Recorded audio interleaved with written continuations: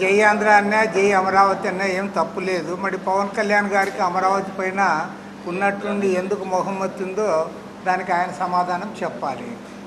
ఈ అమరావతి విషయంలో కూడా మేము స్పష్టంగా చెప్పేది ఏమంటే సిపిఐగా మేము ముందు నుంచి కూడా ఈ విజయవాడ అమరావతి రాజధానిగా ఉండాలనే విషయంలో మేము స్పష్టంగా ఒకే వైఖరితో ఉన్నాము, దానికి మద్దతు ఇస్తూ ఉన్నాం.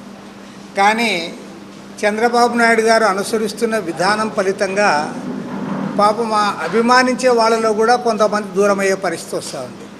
కారణం ఏమంటే రాష్ట్రానికి రాజధాని కావాలి, ఒక నగరం కావాలని మేమంతా కోరుకుంటున్నాం తప్ప, కానీ చంద్రబాబు నాయుడు గారు చెప్పినట్లుగా మొత్తం వేలాది ఎకరాల భూములన్నీ కూడా తీసుకొని భూములన్నీ కూడా తన అధీనంలోకి తెచ్చుకొని మొత్తం అంతా అరచేతిలో వైకుంఠం చూపడము, దానికోసం అప్పులు చేయడాన్ని మాత్రం ఎవరూ సమర్థించడం లేదు. నీవు ఇవాళ ఇప్పటికే ఈరోజు మీరు అధికారంలోకి వచ్చి 2 ఏళ్ళు అవుతూ ఉంది, మీరు దానికోసం అప్పులు తెస్తూ ఉన్నారు. మరి కేంద్రంలో ఇక్కడ 2 చోట్ల మేమే అధికారంలో ఉన్నాం, డబుల్ ఇంజన్ సర్కార్ ఉంది, బ్రహ్మాండంగా చేస్తున్నామని చెప్తా ఉన్నావు. మరి అక్కడ చేసి చూపాలి తప్ప మీరు ఇంకా ఇది కాదు, ఇంకా 50,000 ఎకరాల భూములు తీసుకుంటాం, భూములన్నీ కూడా మా అధీనంలోకి తెచ్చుకుంటాం, మా ఇష్టానుసారం మేము చేస్తామంటే అది ప్రజలు హర్షించడం లేదు. పైగా నువ్వు బలవంతంగా ఎందుకు పోయి చేస్తా అన్నావు? నిన్ననే తాడేపల్లికి సంబంధించిన వాళ్ళు రైతులందరూ పోయి గుంటూరు కలెక్టరేట్ దగ్గర ధర్నా చేశారు. వారు ఉండవల్లి వారు దాన్ని వారు ఎందుకు నువ్వు బలవంతంగా అక్కడ పోతా ఉన్నావు నేను అడుగుతా ఉన్నా. ఆల్రెడీ రాష్ట్ర ప్రభుత్వం చేతిలో 56,000 ఎకరాల భూములు ఉన్నాయి. అది కాదని ఆ పెద్ద పరిమి అక్కడ పోయి నువ్వు అక్కడ కూడా కొన్ని భూములు తీసుకున్నావు. కాబట్టి బలవంతపు భూసేకరణ తక్షణమే ఆపాలి, నంబర్ 1.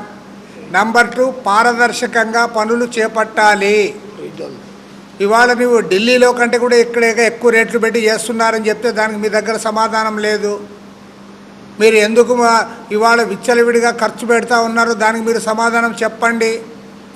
మీరు అరచేతిలో వైకుంఠం చూపడానికి ప్రపంచంలో ఎక్కడా ఇలాంటి నగరమే లేదని మీరు ప్రచారం చేసుకుంటూ మొత్తం ప్రచార ఆర్భాటంలో మునిగి తేలుతూ ఉన్నావు.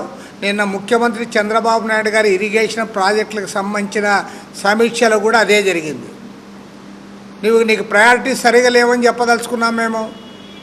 నీకు ప్రయారిటీస్ సరిగా లేవు. 1995లో మొదటిసారి ముఖ్యమంత్రి గారినప్పుడు నువ్వు ప్రారంభించావు అందరి నీవా, ఈరోజు కూడా పూర్తి కాలే. గాలేరు నగర్ ఆనాడు ప్రారంభించావు, ఈనాటికి పూర్తి కాలే. వెలుగొండ ప్రాజెక్టు ఆనాడే ప్రారంభించావు, ఈనాటికి పూర్తి కాలే. కర్నూలు జిల్లాలో చిన్న చిన్న ప్రాజెక్టులు Vedavathi, Gundrevula, RDS right canal ఇవన్నీ కూడా అత్యంత కరువు పీడిత జిల్లాలు, దాని గురించి నువ్వు మాట్లాడవు. ఉత్తరాంధ్ర ప్రాజెక్టులు అతిగతి లేదు. ఎంతసేపునా కూడా పోలవరం చుట్టూ నువ్వు అంతా కూడా తిప్పుతా ఉన్నావు. ఇప్పుడు మళ్ళీ దాన్ని ఇంకొకటి అని చెప్తా ఉన్నావు. కాబట్టి ఏమంటే ముఖ్యమంత్రి గారికి మేము కోరేది ఏమంటే నువ్వు ప్రచార ఆర్భాటం తగ్గించుకో. అది చేసిన తర్వాత ప్రజలకు చూపించాలి, కానీ నువ్వు ఇంకా చేసేది తక్కువ, ప్రచారం ఎక్కువ. లేకపోతే ఇప్పుడు 3,20,000 కోట్ల బడ్జెట్ ఉంది అంటున్నావు. నువ్వు 10% బడ్జెట్ కేటాయిస్తే చాలు, మొత్తము ఈ 3 ఏళ్లలో మొత్తం రాష్ట్రంలో ఇరిగేషన్ ప్రాజెక్టులు అనేవి లేకుండా చేయొచ్చు. ఇవేమి ఎక్కువ ఇవ్వాల్సిన పనిలే, 100కి 10 రూపాయలు ఇవ్వు చాలు. మొత్తం ఒక్క ప్రాజెక్టు ఒక్క కాలువ లేకుండా అన్నీ కూడా కంప్లీట్ చేయొచ్చు. నువ్వు ఆ పని చేయవు. ఆ పని చేయకుండా ఎప్పుడు కూడా ప్రచార ఆర్భాటం పోలవరము సోమవారం అనేది. నువ్వు అసలు ఈరోజు కూడా పోలవరం నిర్వాసితులకి వారికి సరైన సౌకర్యాలు కల్పించలేకపోయినావు. రేపు ఆగస్టు వచ్చేలోగా మళ్ళీ వాళ్ళు మునిగిపోతారు. జూలై ఆగస్టు నెలలో వాళ్ళందరూ మునిగిపోవాలా, గుట్టలెక్కాలి. కాబట్టి ముఖ్యమంత్రి గారికి ఒకటే కోరుతా ఉన్నాం, అమరావతి పేరుతో నువ్వు ఇవాళ డిప్యూటీ సీఎం పవన్ కళ్యాణ్ కూడా అమరావతి పలకడానికి ఇష్టపడడం లేదంటే దానికి కారణం ఇదే. నువ్వు అమరావతి పేరు మీద, ఆ తర్వాత ఇంకోటి చెప్తున్నా, మన ఈశ్వరయ్య కూడా చెప్పాడు, అమరావతి ఫ్రీ జోన్గా చేయాలి. రాష్ట్రంలో ఉన్న 29 జిల్లాల ప్రజలు కూడా ఈ రాజధాని మాకందరికీ చెందినది అని వారు అనాలి. అది అనాలంటే అమరావతి ఫ్రీ జోన్గా చేయండి. అందరికి కూడా అందులో వచ్చే దానివల్ల మంచి కానీ చెడు కానీ అది అందరికీ దక్కాలి. కాబట్టి ముఖ్యమంత్రి గారు అన్నిటికంటే అమరావతిని ముందు చేయాల్సిందేమంటే అమరావతి ఫ్రీ జోన్గా ప్రకటించండి. Then only people of Andhra Pradesh from all corners they will, అప్పుడు వాళ్ళు అంటారు కూడా ఇది మా అమరావతి అని అంటారు. లేదంటే అది గుంటూరు జిల్లా అమరావతి అవుతుంది.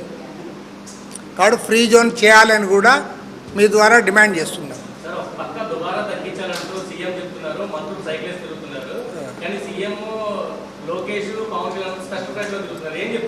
అదే అంటే వాళ్ళు ఎక్కే ఫ్లైట్లకి ఏమన్నా దానికి ఆయిల్ అవసరం లేదేమో నాకు తెలియదు, గాలితో ఏమన్నా నడుస్తున్నాయేమో వాళ్ళు. కాదు ఇప్పుడు అది ఆయన కూడా ఉన్నాడు కదా, అసలు చెప్పే ఆయనకే ఇది లేదు. అసలు నరేంద్ర మోడీ ఆయన దుస్తులు ఫారిన్వే, ఆయన బూట్లు ఫారినే, ఆయన వాచ్ ఫారినే, అన్నీ ఫారిన్. 10 లక్షలకు తక్కువ లేకుండా ఏది ఉండదు ఆయన దగ్గర. ఆయన మొత్తం అందరికంటే ఏ ప్రధానమంత్రి తిరగనన్ని దేశాలు ఆయనే తిరిగాడు. మరి ఆయన ఏం పొదుపు పాటించాడు? చంద్రబాబు నాయుడు అసలే పాటించాడు. చంద్రబాబు నాయుడు ఏనాడు పాటించలే. ఇప్పుడు చంద్రబాబు నాయుడుకి ఇంకో 2 తోడయ్యారు, పవన్ కళ్యాణ్, లోకేష్. ఇంతకుముందు పాపం చంద్రబాబు నాయుడు ఒక్కడే ముఖ్యమంత్రి ఉండేవాడు, ఆయన ఒక్కడే విమానాల్లో తిరిగేవాడు. ఇప్పుడు ఆయనకు మళ్ళీ ఇప్పుడు 2 కలిశారు. వీళ్ళిద్దరు మళ్ళీ ఇంతమంది మీరు దుబారా చేసి పాపం అతను నిమ్మల రామానాయుడు మంచోడు, అతను మాత్రం 10 కిలోమీటర్లు సైకిల్ దొక్కిస్తారా మీరు? అది పాపం ఎండలో. రామనాయుడు అంటే నాకు కూడా అంత ఇష్టమే పాపం. కొల్లు రవీంద్ర అని కొద్దిగా దొక్కాడు ఇంటి దగ్గర నుంచి ఆఫీస్కి, ఈయన 10 కిలోమీటర్లు దొక్కినాడు ఊరంతా చూడాలని.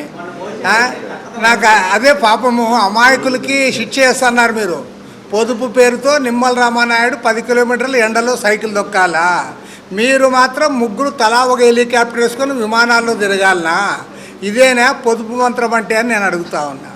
కాబట్టి ఏమంటే నేను సూటిగా అడుగుతాను, మీకు చేతనైతే నరేంద్ర మోడీ వైఖరిని ఖండించండి, చేత కాకపోతే ఉరికే ఉండండి. మీరు ఎట్లా మీరు మాట్లాడలేరని మాకు అర్థమైపోయింది. నరేంద్ర మోడీ ఎన్నికల్లో గెలుస్తున్నంత కాలము చంద్రబాబు నాయుడు, జగన్మోహన్ రెడ్డి, పవన్ కళ్యాణ్ వీళ్ళు మాట్లాడేది ఉండదు. ఆంధ్ర రాష్ట్ర బీజేపీ వీళ్ళే, బాబు, జగన్, పవన్. కాబట్టి వీళ్ళు మాట్లాడేది ఏమి ఉండదు. వీళ్ళు ఇంతే. మీరు ఆయన పొదుపు మంత్రం అని చెప్పి మీరు సైకిల్లో తిరిగితే ఉపయోగం లేదు. పైగా మహానాడు కూడా రద్దు చేసుకుంటానన్నాడట. మహానాడు ఎందుకు రద్దు చేసుకోవాలయా? ప్రధానమంత్రి చేసిన పనికిమాలిన పనికి అతను ఒక పనికిమాలిన పడితే ఆ పనికిమాలినకు సపోర్ట్గా మీరు మహానాడు రద్దు చేసుకుంటారా? ఎందుకు రద్దు చేసుకుంటారు? పార్టీ పండగ అది.